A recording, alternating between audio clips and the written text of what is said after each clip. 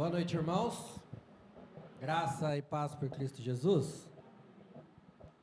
Bem, nós vamos retomar o nosso estudo na primeira carta de Paulo aos Coríntios, capítulo 11.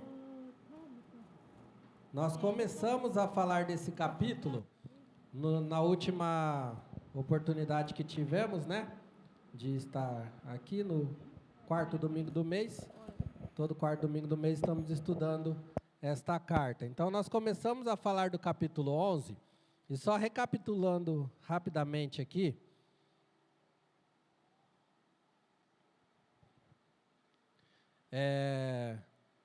nós demos o panorama do capítulo, o que Paulo estava querendo tratar ali, qual era o assunto que ele começaria a tratar ali no capítulo 11, e nós demos aí o pano de fundo, o que estava acontecendo com as crianças podem estar saindo, tá? Para o culto infantil. As crianças aí já podem estar saindo. Então, o que estava acontecendo ali?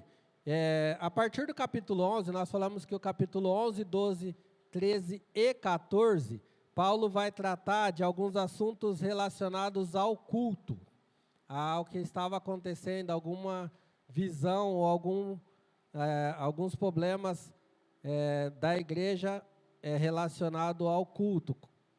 Então, Paulo, dentro desses capítulos, vai tratar destes assuntos. Então, nós falamos aí que no capítulo 11, ele começou a falar de um assunto que, no panorama, no pano de fundo, é um assunto cultural. Então, ele trata ali como o uso do véu pela mulher no culto, tá?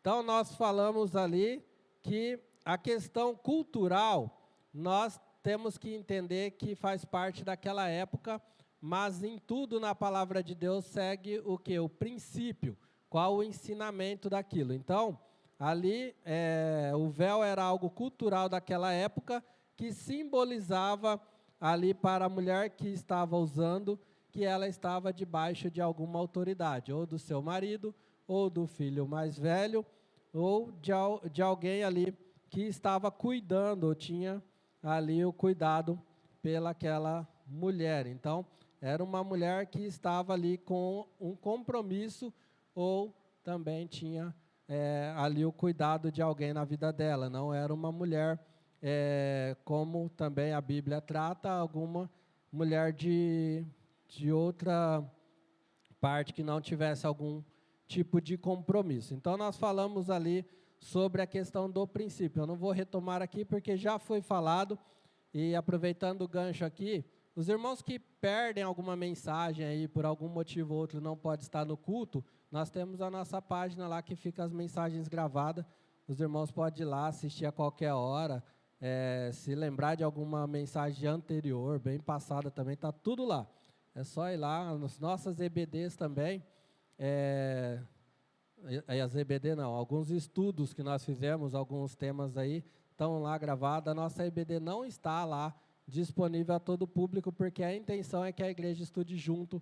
Então, os irmãos da igreja participem da nossa EBD. Tem sido bem edificante, mas ainda assim, aqueles que por alguma causa não puderam vir, pode procurar o irmão Tiago aí, que ele disponibiliza a aula da EBD para que o irmão assista, aí, mas não está público lá na nossa página. Retomando aqui, então o capítulo 11, Paulo vai tratar desse assunto, e ele diz que para a mulher, nós vemos ali que o Paulo, ele trata aquele assunto e dá uma segurança para a mulher, que é uma segurança para ela usar o véu, porque aquilo estava demonstrando que ela estava protegida ou debaixo de alguma autoridade ali, era um princípio ali de proteção dado culturalmente, mas também ele usa termos teológicos como Deus criou o homem,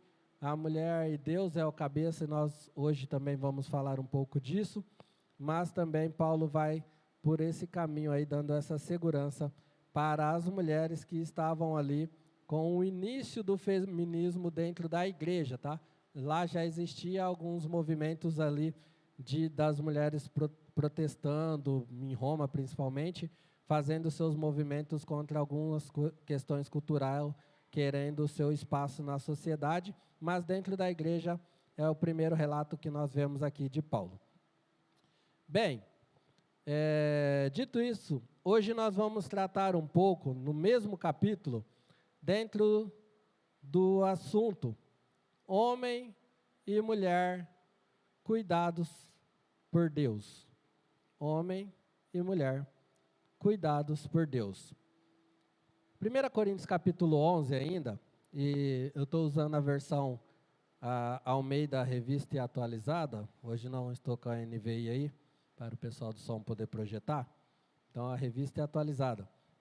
Versículos 3, 8, 9, 11 e 12.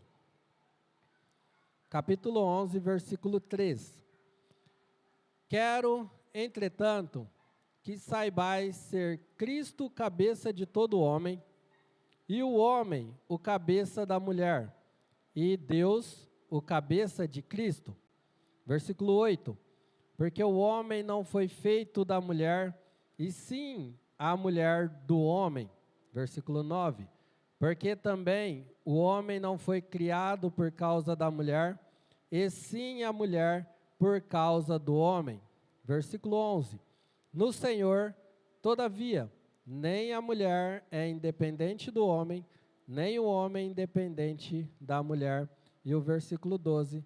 Porque como provém a mulher do homem, assim também o homem é nascido da mulher, e tudo vem de Deus. Queira Deus abençoar a leitura da sua palavra. Vamos ter mais uma palavra de oração. Deus, louvado seja seu santo nome. Obrigado por esta oportunidade de te cultuar, de te servir, ó Pai. E neste momento pedimos a direção do teu Santo Espírito, sondando cada coração, cada mente, no compartilhar da tua palavra, para que essa palavra venha nos trazer edificação e cada vez mais venha nos moldar, da forma que possamos ser cada vez mais parecidos com teu Filho amado Jesus Cristo. Nós te louvamos por tudo que tem feito e por tudo que ainda há de fazer no nome santo de Jesus. Amém. Deus, Ele traz à memória aqui, na sua palavra, e deixado pelo ensino do apóstolo Paulo, o que ele começa a dizer aqui no versículo 3. Quero, entretanto, que saiba. Então, qual que é o desejo que Paulo vem trazer à memória da igreja aqui?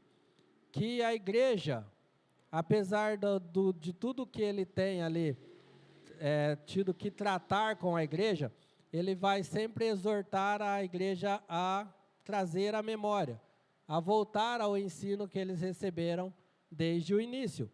E desde o início, nós sempre batemos na mesma tecla, que o importante é a firmeza no Evangelho, naquilo que nós aprendemos, que é o necessário para o início da nossa caminhada com Cristo. Então, Paulo, ele sempre, em todos os assuntos dele, ele vai exortar a igreja, ou quero que vocês relembrem, ou que vocês voltem, ou eu já vos falei, mas sempre no sentido de que vocês já foram ensinados nisso. Então, aqui não é diferente, tá? Paulo, ele vai aqui dentro do capítulo 11 inteiro, e como eu disse, é uma continuação da mensagem, e nós falamos isso na primeira mensagem. Ele vai trazer à memória da igreja aquilo que ele já havia ensinado, os princípios do que ele havia ensinado. Hoje nós vamos aqui nos ater nos assuntos do que ele ensinou à igreja em relação a qual o papel do homem, qual o papel da mulher, e o homem e a mulher que estão debaixo do cuidado de um Deus soberano, um Deus que criou todas as coisas e tem um propósito para todas as coisas, como nós temos visto na nossa EBD. Quero, entretanto, que saibais ser Cristo o cabeça de todo homem, e o homem o cabeça da mulher, e Deus o cabeça de Cristo. Paulo ele vai retomar aqui um sentido de hierarquia, um sentido de quem está ali acima de quem. Então ele vai lembrar que Deus está acima de todos, é de Deus que provém toda a direção, que Cristo está após ali Deus, mas não, nós vimos isso que não numa questão de ter mais poder ou de quem manda mais, mas numa questão do plano de Deus em relação à restauração de todas as coisas, no plano de Deus para a sua criação. Cristo ele vem após Deus ali num sistema ali do cuidado ou do plano de Deus para a sua criação, e nós vemos isso em Filipenses, que ele veio com um propósito, e o propósito ele foi e obedeceu esse propósito, cumprindo ele, obediente até a morte, e por isso Deus o exaltou e colocou acima de todas as coisas, e principalmente acima da igreja. Ele é o cabeça da igreja. Então, e debaixo dessa hierarquia, o homem e depois a mulher. Nós podemos ver isso em Gênesis capítulo 2.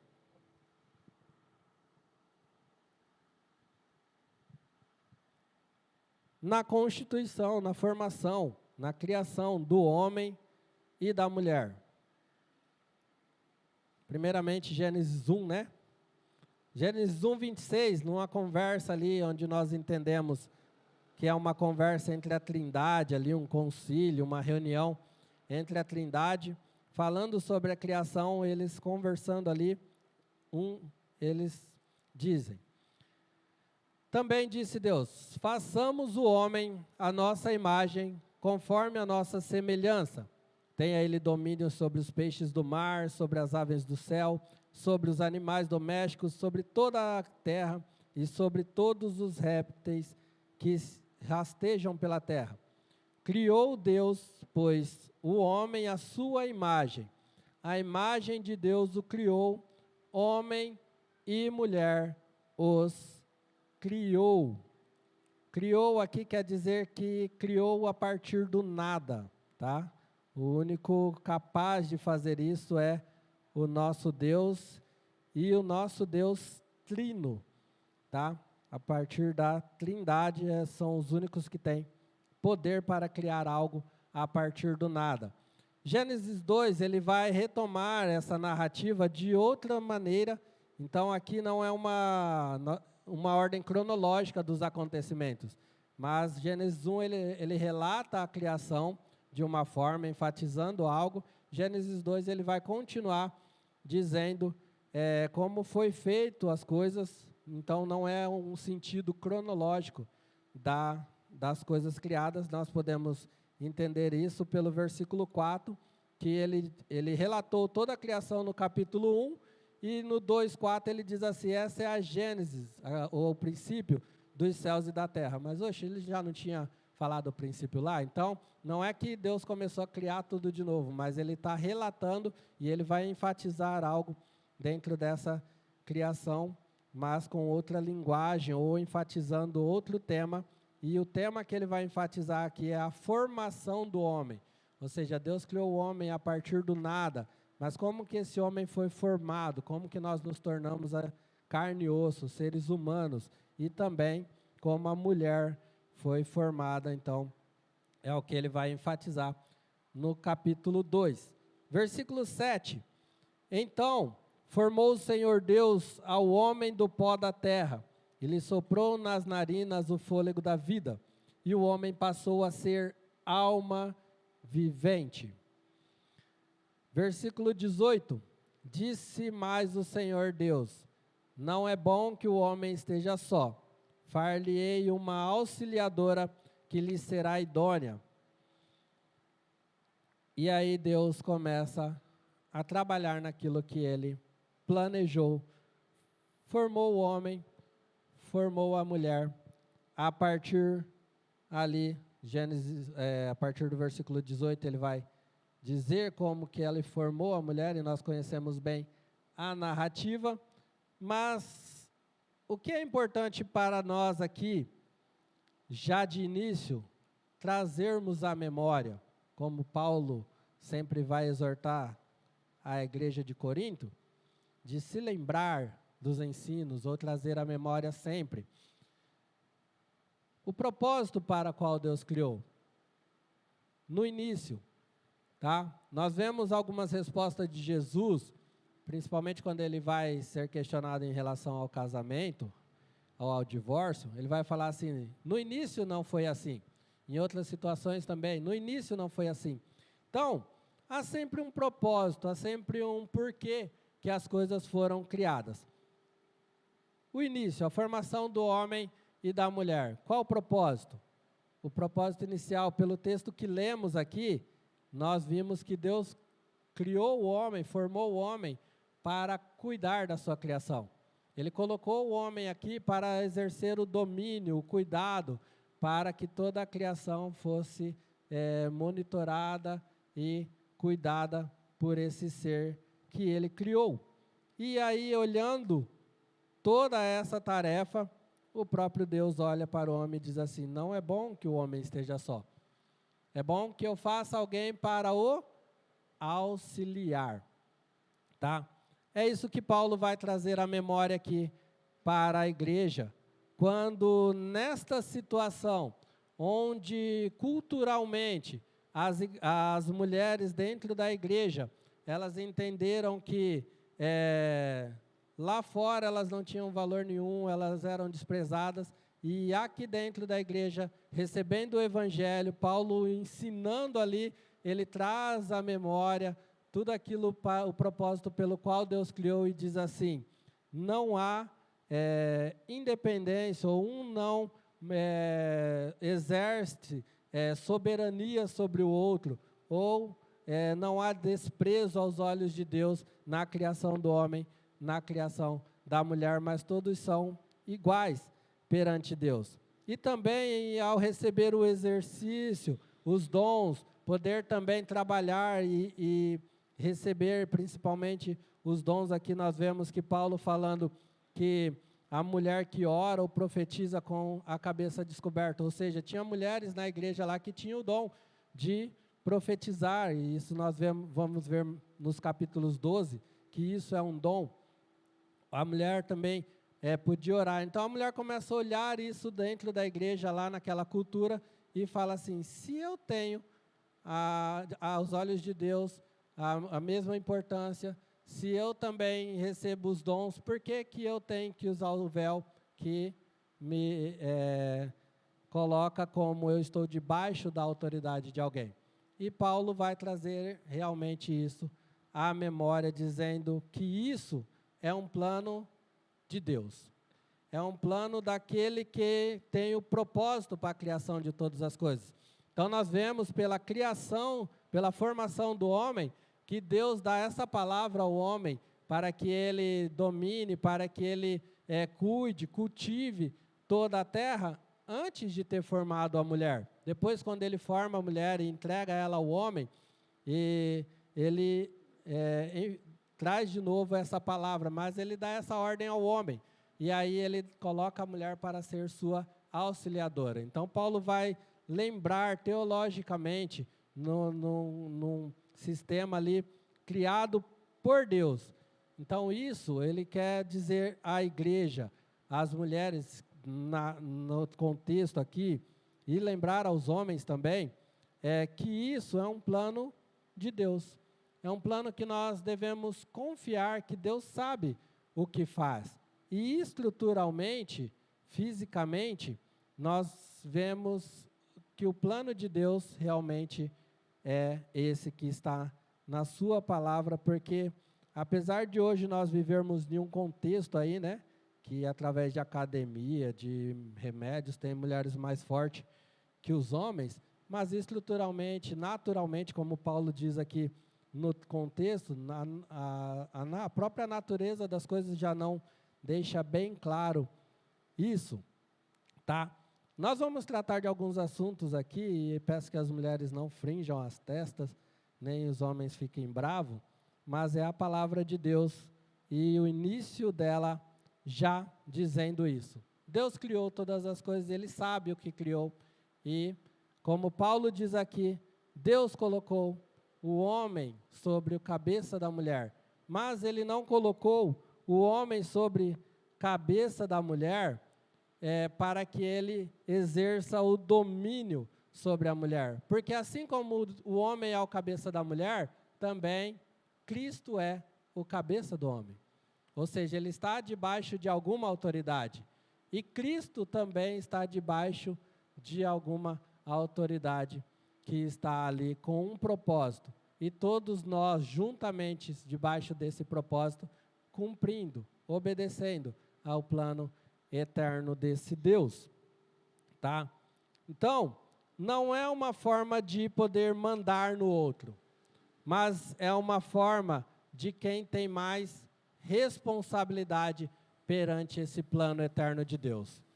Então, você homem, você mulher, aos homens não é que Deus colocou você como cabeça da mulher para que você mande na mulher, mas Deus colocou você com uma responsabilidade debaixo do plano dele por essa mulher. E Cristo, ele também estava debaixo de um plano e obedeceu esse plano. Ele cumpriu esse plano sendo obediente. Nós temos, então, aqui o seguinte panorama. Responsabilidades dadas, um plano e uma tarefa.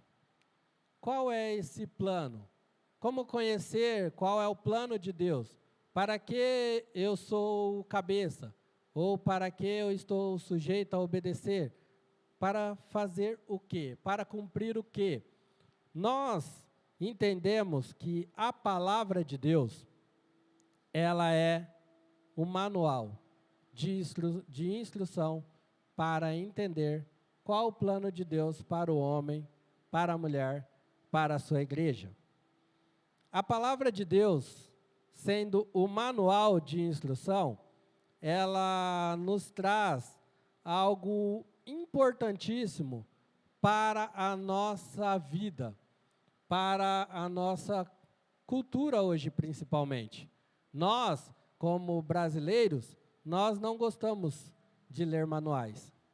Nós compramos alguma coisa? Quem aqui já comprou alguma coisa e leu o manual inteiro? Pode erguer a mão.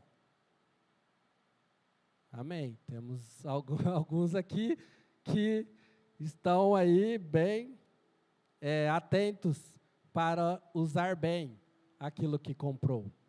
Porque justamente é esse o propósito do manual, para que você não estrague aquilo que você comprou. Você compra algo, vem junto com aquilo o manual, e você, lendo o manual, você vai entender duas coisas. Como usar bem o produto e como usar bem a garantia do produto. Tá? Então, dentro do manual, vai ter essas duas especificações que você precisa se atentar. Porque se você, e como a maioria faz, pega algo, começa a usar por aquilo que você já ouviu falar como que funciona, viu um vídeo no YouTube, ou pelas suas próprias habilidades, você começa a usar, fuçando as coisas e vai aprendendo a usar, né? Como a maioria faz, e se tratando de ferramentas, eu sou um deles. Então, você vai fuçando e vai usando, tá? Mas nós também temos, assim, como brasileiros, né, algo interessante. Nós queremos usufruir dos nossos direitos. Então, nós pegamos algo, usamos mal, porque não lemos o manual, não sabíamos como que funcionava certo, e acabamos quebrando. E aí nós queremos a garantia daquilo. Nós queremos que aquilo seja consertado, ou nós queremos um novo para que nós possamos usar, porque eu paguei pela garantia desse produto. Aí nós vamos lá na loja, levamos o produto e fala assim, queimou esse aparelho e eu quero está na garantia, eu comprei, está na garantia, eu quero a troca dele, eu quero o conserto. E a pessoa fala assim, você usou em qual voltagem esse aparelho? E você fala assim, 220. Minha casa é 220, né? É mais econômico. Mas aí a pessoa fala, mas esse aparelho aqui é 110, 127, né? Volts. Não podia ser usado em 220. Ele, mas não tinha que ser bivolt, né? Mas está na garantia, precisa que troca. Não, não tem garantia, porque você usou errado. E aí você fica bravo, você quer ir atrás de advogado, de alguma coisa, e está certo isso? Não. Da mesma forma, nós fazemos com a nossa vida.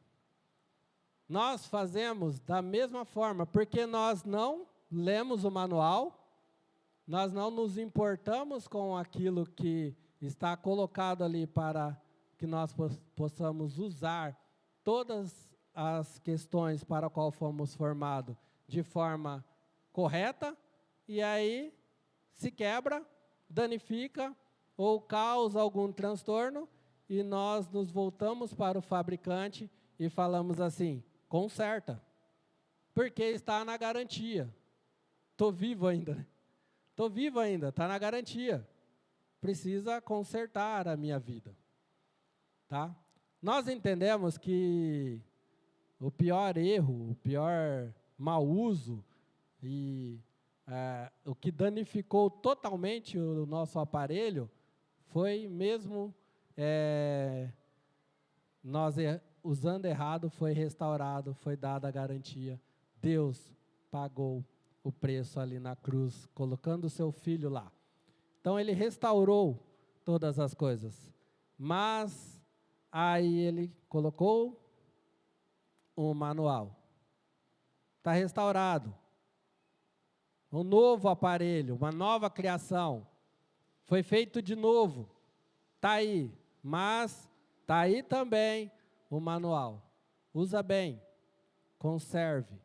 Para que você possa não vir aqui pedir por algo que você usou mal e não pôde usufruir da garantia. Nós temos uma questão interessante aqui, que Paulo, se nós nos atentarmos bem, e eu quero que os irmãos pensem o seguinte, Paulo ele está tratando aqui, como eu disse, de uma questão de culto, de uma reunião da igreja como esta, quando nós nos reunimos para cultuar a Deus. E aqui Paulo começou a tratar o assunto do véu, da mulher que não queria estar debaixo da autoridade que foi dada ao homem dentro do culto, aqui dentro da igreja. Nós entendemos hoje, pela denominação da qual servimos e pelo que entendemos na palavra de Deus, que é a questão da liderança, principalmente o pastorado, principalmente as questões de estar à frente, de liderar o rebanho, o corpo de Cristo. Então, esse peso foi dado ao homem, a parte da liderança no culto. O que é interessante aqui, que Paulo vai tratar de algo que ele está falando assim, quero que vocês entendam que o homem é o cabeça da mulher. Nós, observando aqui, eu estudando um pouco o texto, o que me chamou a atenção é que Paulo ele vai tratar do assunto do culto, do homem, da liderança do homem dentro do culto, tratando da liderança do homem sobre a mulher. Mas nós não podemos olhar para o texto e entender que isso está falando de todo homem sobre toda mulher. Se você novamente ler o capítulo 11 inteiro, você vai rapidamente, por uma leitura bem rápida, entender isso. Nós não podemos falar que todo homem dentro da igreja exerce autoridade sobre toda mulher dentro da igreja. Porque Paulo está falando aqui de ser o cabeça, de ser o líder. Então, o que Paulo está ensinando aqui e é algo que eu, de vez em quando, falo nas minhas mensagens. Paulo ele vai trazer algo para o ensino da igreja nessa questão do homem que é líder da sua esposa, que é líder no seu lar. Porque Paulo ele vai aqui, nos textos que nós lemos, falar, e nós podemos entender dentro da seguinte frase: famílias fortes, igreja forte. Se o homem ele é líder no seu lar, se o homem ele é o cabeça da sua esposa, e consequentemente a igreja vai ser uma igreja que é edificada pelaquela família que está dentro da igreja. Porque nós, não só por esse texto, porque quando nós vamos em outros textos que vai tratar sobre o homem ser o cabeça da mulher, em todos os momentos ele está falando de um relacionamento do casal, no seu lar, no casamento. Então, Paulo ele vai levar este assunto aqui para ser resolvido para dentro de cada lar, de cada irmão na igreja. Ele resolve o assunto aqui, ele dá esta palavra, e mais para frente também nós vamos chegar em outro texto, dentro também da carta aos Coríntios, se não me engano no capítulo 15, por ali, Paulo está falando assim, toda mulher que ora ou profetiza com a cabeça coberta, né? Então nós entendemos aqui que Paulo não está repreendendo a questão da mulher orar ou profetizar dentro do templo. Mas lá na frente Paulo, na mesma carta, vai falar assim, eu, porém, digo que a mulher fique calada. Que a mulher, se tiver alguma dúvida, se tiver algo para que fale ou questione dentro do culto, ela pergunte para o seu marido em casa. E aí, as mulheres já falam assim, nossa, como Paulo era, né, machista. E não é isso. E quando nós chegarmos lá, nós vamos poder tratar um pouco mais, mas eu acredito que quando nós falamos disso aqui, se você já passou por aqueles textos, você também já vem na sua mente, como assim em um texto Paulo fala que a mulher pode orar, profetizar, sendo que em outro ele mesmo diz que a mulher permaneça calada em casa, ou calada na igreja e questione o seu marido em casa. Se nós pensarmos um pouco culturalmente e um pouco ali na mentalidade do que Paulo está ensinando, e se nós hoje, nós olharmos para a maioria das igrejas, nós vamos ver que a maioria na igreja são de mulheres. Uma boa porcentagem dentro das igrejas são de mulheres, porque a mulher tem essa tendência na questão de se apegar mais ao trabalho, na questão mais emocional e de se envolver mais com querer aprender. Então, lá, nós vamos chegar lá, mas para que você já tire um pouquinho isso da cabeça, talvez Paulo está ali tratando de algo assim para que você incentive o seu marido a buscar mais conhecimento, incentive o seu marido a se envolver mais com a igreja, porque se você vem aqui e aí tem alguma dúvida, e você lá naquela época olha para Paulo e fala assim, eu tenho essa dúvida, eu quero aprender isso, e Paulo fala assim, vai perguntar para o seu marido em casa, e aí você fala, mas o meu marido não vai saber responder. Paulo fala assim, então fala para ele vir aqui aprender, para poder te ensinar lá. Então, olha só, como que bênção, né? Através de algo. Então, mas não fique brava com Paulo, porque Paulo tem um ensino de Deus para todas essas questões. Tá? Quando nós pensamos em responsabilidade do homem, responsabilidade da mulher dentro da igreja, nós não temos como separar as coisas. Nós sempre vamos cair nos nossos lares, nós sempre vamos cair no nosso dia a dia, nós sempre vamos cair em como estamos levando a nossa vida espiritual na nossa casa. Não tem como você medir a vida espiritual ou o papel do homem, da mulher, pelo que acontece aqui no templo. Mas você tem que sempre meditar como está a minha família, como está o meu lar, como está a minha vida cristã debaixo da direção de Deus, que é o cabeça de todas as coisas. Nós temos que entender aqui também que é o início da igreja primitiva, né? Então, muitos aqui se reuniam nos lares mesmo, muitas igrejas sendo formadas, sendo criadas, os locais de reunião que existiam eram as sinagogas. Então, no início da igreja primitiva, nós não tínhamos assim templos como hoje temos para poder sentar bonitinho e estudar a palavra de Deus, mas, na maioria, igrejas nos lares, tá? E Paulo ele vai trazer isso aqui, esse ensino, para que resolver esse problema de autoridade do homem, da mulher, ele vai dizer assim, trazendo para o lar. O homem é o cabeça da mulher e Cristo é o cabeça do homem, que é Cristo cabeça da igreja. O que nós podemos entender aqui, que Paulo está voltando lá no Gênesis, quando Deus apresentou a mulher ao homem, e o homem dá aquele salto de alegria e diz assim, essa sim, essa é osso dos meus ossos, essa sim é, vamos lá para o texto, né, para mim não dizer algo que não está aqui.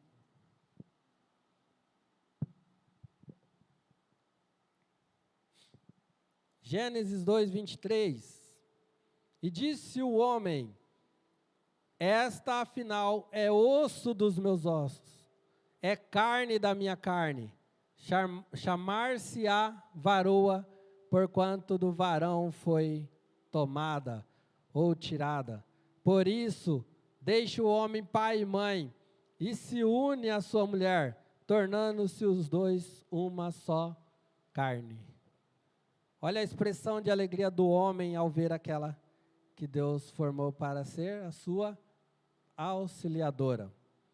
Quando nós pensamos no homem, na mulher, no papel de ambos, e ambos sendo cuidados por esse Deus, nós nos voltamos para a união do casamento. E agora, por enquanto, você que está solteiro, pense no futuro, naquilo que você precisa entender já sobre casamento, tá? Uma só carne. Quando nós pensamos em uma só carne, nós precisamos entender que o casamento é a junção do homem, da mulher, formando aos olhos de Deus como se fosse uma nova pessoa. Pega essa pessoa aqui, o homem, pega essa pessoa aqui, a mulher, une-se os dois, né? Quem já assistiu Dragon Ball vai lembrar aí da fusão. Então, unem-se os dois, forma-se uma nova pessoa. Na união daquelas duas pessoas, como nós entendemos isso, e a Bíblia vai nos relatar, que é a mesma união em que Cristo e a sua igreja. A união do casamento, ela vai simbolizar Cristo e a sua igreja. Cristo unindo com o seu povo, com aqueles que ele salvou, com a sua igreja, forma-se uma nova criação, que glorifica ao Pai. Que lá em Apocalipse nós vamos ver que ao fim de todas as coisas, ao vencer todos os seus inimigos, ao restaurar todas as coisas, ele vai entregar essa nova criação ao Pai. Essa união que simboliza o casamento aqui. É isso que deve simbolizar a sua união. você, marido, com a sua esposa, você, esposa, com o seu marido. Você deixa de ser você para ser aquilo que Deus quer que vocês sejam. Uma nova pessoa, com novos costumes, com novos propósitos, com uma nova visão. Você vem de um contexto que você foi criado de uma forma e ela vem de outro. De outra forma ela foi criada. E aí unem-se os dois com um pensamento diferente. Nós não vamos tratar nesse sentido aqui. Mas, pensando que vai chegar um momento, e eu quero que você que é pai, pense nisso agora.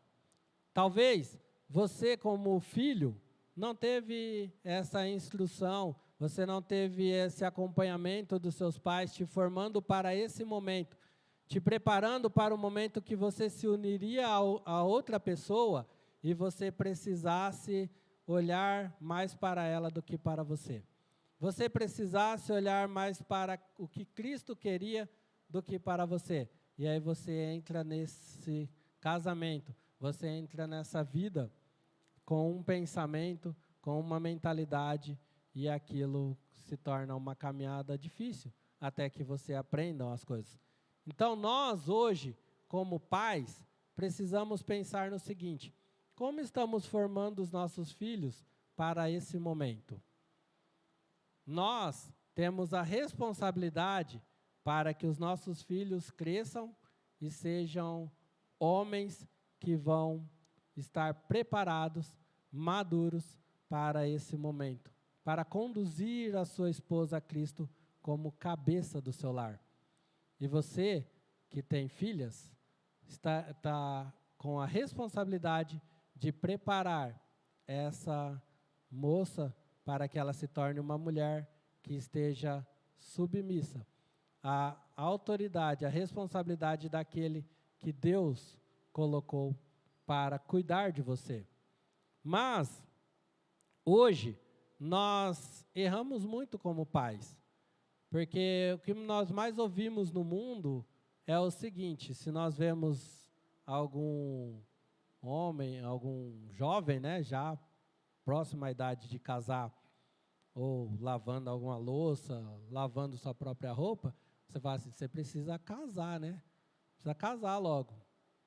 Ou as mães falam para os filhos assim: você precisa arrumar uma boa esposa que saiba cozinhar, que sabe lavar, que saiba passar. E aí, olha a mentalidade que o filho vai criando.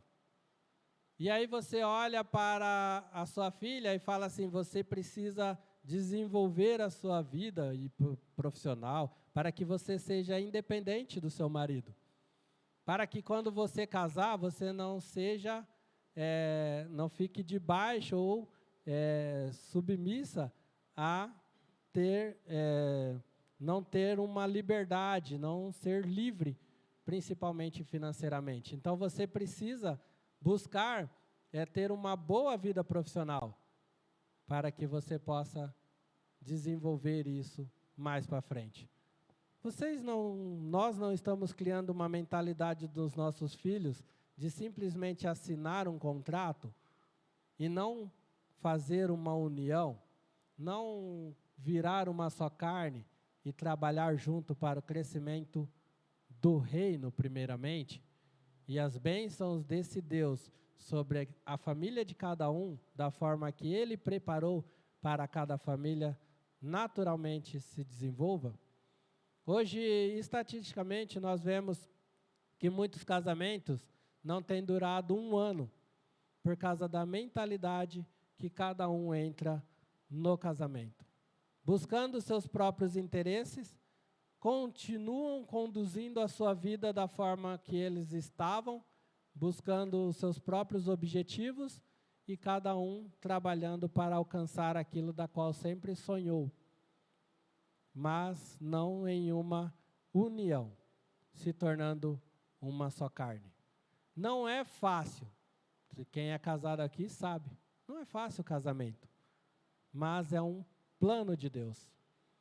É uma instituição divina, com um propósito que nós podemos confiar nesse Deus, que Ele sabe o que faz.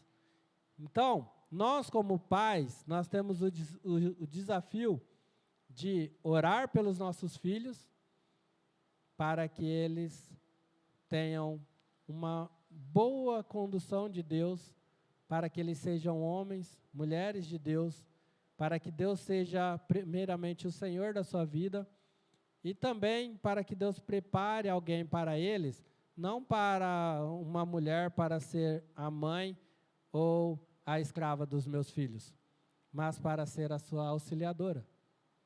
E prepare também os filhos para ser o responsável, o cabeça do lar, que vai amar a sua esposa da forma que Cristo amou a sua igreja e, se necessário, morrer por ela, para que ele possa entregar a Cristo essa esposa, buscando ensiná-la nos caminhos do Senhor. Então é uma santa união que Cristo preparou, a instituição do casamento. E Paulo ele vai trazer esse ensino aqui, dentro deste capítulo, dizendo isso, que Deus criou o homem, a mulher, mas um não é independente do outro, porque assim como a mulher foi formada do homem, também o homem depende de uma mulher para nascer. Então, não há essa questão de autoridade ou de quem manda mais, mas cada um com o seu papel, exercendo diante de Deus e glorificando Ele, principalmente na instituição do casamento. Nós precisamos estar preparados para esse fim. Quero ressaltar rapidamente aqui alguns papéis do homem e da mulher, para que nós possamos encerrar no tempo, eu acho. O papel do homem, então, Paulo trata aqui que o homem é o cabeça da mulher.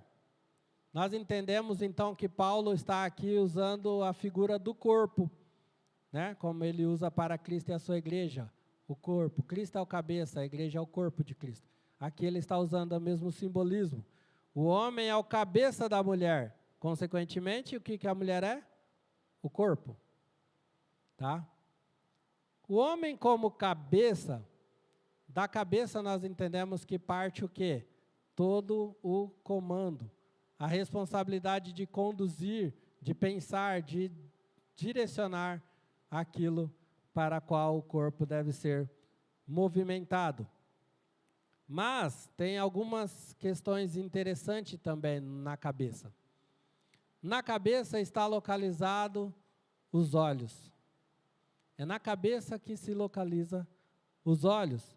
Nós precisamos entender que nós, como cabeça, nós, como líderes dos nossos lares e como, consequentemente, líderes nas nossas igrejas, nós precisamos vigiar.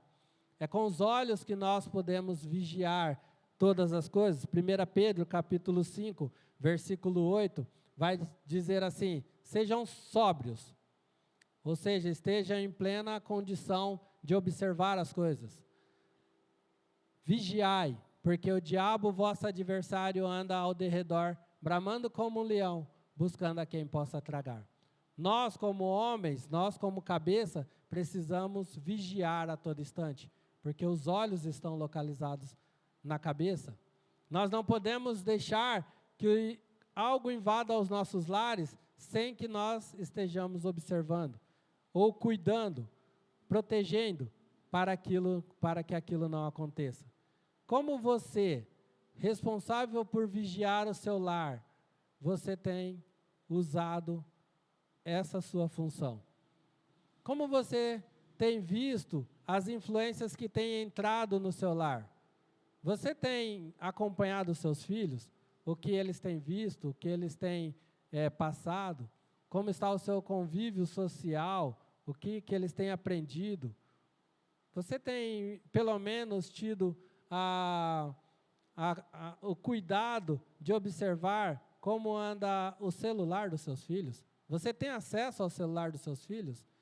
Você pode tranquilamente, sem avisar, né? Porque se você avisar, ele corre lá e apaga todo o histórico. Mas você, sem avisar, você pode tranquilamente pegar o celular do seu filho e falar assim, desbloqueia. Melhor ainda se você não precisar falar isso. Você pega o celular e você tem a senha. Você tem acesso com liberdade ao celular, ao conteúdo que seus filhos têm visto ou têm participado na internet. Você é o vigia. Os olhos estão em você, do celular. Você precisa observar isso. Você não pode, mas aí é invadir a privacidade do meu filho. Como invadir a privacidade se foi você que comprou o celular, se é você que sustenta ele, se é você que banca a casa? Que privacidade há? É seu filho, está debaixo do seu cuidado. É sua esposa, está debaixo do seu cuidado. Você tem acesso ao celular da sua esposa? Mas eu não posso invadir a privacidade da minha esposa. É sua esposa. Como assim existe o seu celular, existe o dela, e um não pode nem olhar perto do outro? A carteira nem se fala, né? Como você tem vigiado o seu lar? Como você tem cuidado para que as coisas, para que o diabo que anda ao derredor não possa tragar os seus filhos, a sua esposa? Na cabeça também se localiza os ouvidos. Os ouvidos que precisam estar atentos para ouvir a voz do Senhor. Deuteronômio capítulo 6, a partir do versículo 4, um texto bem conhecido, que era a confissão de fé de Israel, e hoje para nós também serve perfeitamente. Ouve, ó igreja, o Senhor nosso Deus é o único Senhor, e dali vai partir algumas direção para que você conduza o seu lar. Converse sobre a palavra de Deus assentado, à mesa, a todo tempo. É o que o texto vai nos exortar. A todo momento, ouve a palavra do Senhor e passe isso. Porque é outra função também que está localizada na cabeça. A boca. Para que você transmita a palavra que você tem ouvido do Senhor. Aquilo que você tem aprendido de Deus para o seu lar, para a sua esposa, para os seus filhos. Você precisa ouvir, receber de Deus e transmitir para aqueles que necessitam ser alimentados por você. Porque da boca também entra todo o alimento para alimentar o corpo. Você precisa alimentar a sua esposa, que é o corpo. Como você tem recebido esse alimento para que esse alimento chegue até o corpo? Você precisa ser o pastor do seu lar. Você aí que às vezes pensa, mas eu não quero estudar porque eu nunca quero ser pastor. Você casou? Pronto, virou pastor. Você é o pastor da sua casa, você é o pastor do seu lar, você é o responsável pelo ensino da sua esposa, dos seus filhos. É você que é responsável por se alimentar, porque a boca está no cabeça, que é você, e para que esse alimento desça até o corpo, chegue até a sua esposa, até os seus filhos. É você que precisa estudar. É você que precisa pegar bons livros e ler. É você que precisa pegar a palavra de Deus e ler, meditar. É você que precisa dobrar o joelho e orar pela sua casa. Porque é você o responsável por alimentar o seu lar. Irmãos, como eu tenho visto e pessoas que estão bem próximos de mim, amigos meus, que dizem assim, mas não consigo estudar. Que não consegue, você é casado, você é responsável, você tem filhos, e seus filhos estão pagando o preço porque você não se alimenta. Sua esposa está sofrendo porque você não se alimenta. Muitas vezes eu e a Ana Paula tem ali orado, chorado por nossos amigos, por famílias que têm ali pagado um preço, porque o marido não se alimenta. Porque o cabeça não quer saber de estudar, não quer saber de ler nem a palavra de Deus e gastar tempo para poder ali aprender e ensinar a sua esposa.